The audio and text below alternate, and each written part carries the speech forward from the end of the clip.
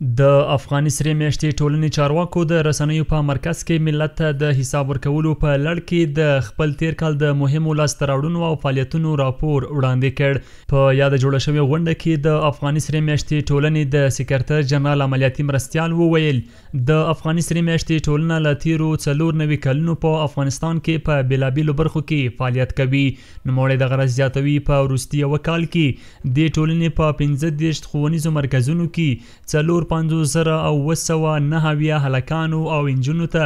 د دیني او کمپیوټر زده کړو زمینه برابره کړې ده او دغه راز په تیر کال کې 19 تنه ناروغان د درملنې لپاره جرمني ته استولي دي چې د درملنې مودې له بشپړولو وروسته به بیرته هیواد ته راستانه شي. 94 کالونه را په دې خوا افغاني سره میاشت د افغان ملت په خدمت کې هغه ماشومان چې په سوري زړه باندې مبتلا دي هغوی د معایناتو نه بعد د هغوی د ثبت نام پروسه ده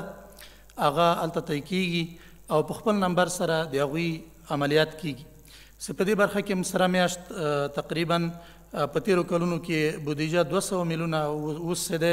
په دې بودیجه کې زیاتوالی راغلی سږ په نظر کې نیول شوې ده ځکه چې د سوري زړه باندې مبتلا مریضان د هغوی تعداد د موږ د صحت ریاست سره زیات ثبت شوی تقریبا 14,000 کې شاوخوا کې مریضان لرو موږ چې هغه په سوري زړه باندې مبتلا دي. په دغه جوړه شوې غونډه کې د افغاني سرې میاشتې ټولنې ویان مولوي مدثر همراز وویل په تیر کال کې په ټولیز ډول 53 میلیونه 815,000 او 812 افغاني سوالګرو ته ورکړل شوي دي. نوموړی دغه راز زیاتوي د وروستي یوه کال پر مهال په هیواد کې له 24,000 بې سرپرسته کورنیو سره هم 204 میلیونه افغانۍ مرسته شوې ده.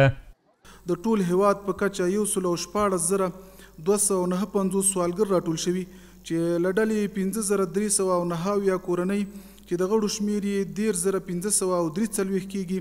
مستحق پیژندل شوي دي او د افغاني سرې میاشتې له لوري ورسره په میاشتنۍ توګه په ټوله کې 53,815,812 افغانۍ نقدي مرسته شوي. د هیواد په ټولو ولایتونو کې 40,000 بې سرپرسته کورنیو سره په ټوله کې 204 میلیونه افغانۍ نقدي مرستې شوې ده. افغاني سره میاشت په بلخ، کابل، کندهار، ننګرهار او هرات کې 15 مرستونونه لري چې په یادو 15 مرستونونو کې 1495 بې سرپرسته وګړو ته د عیاشي، باطي، بدیل عیاشي او سرپناه خدمات ترسره شوي دي.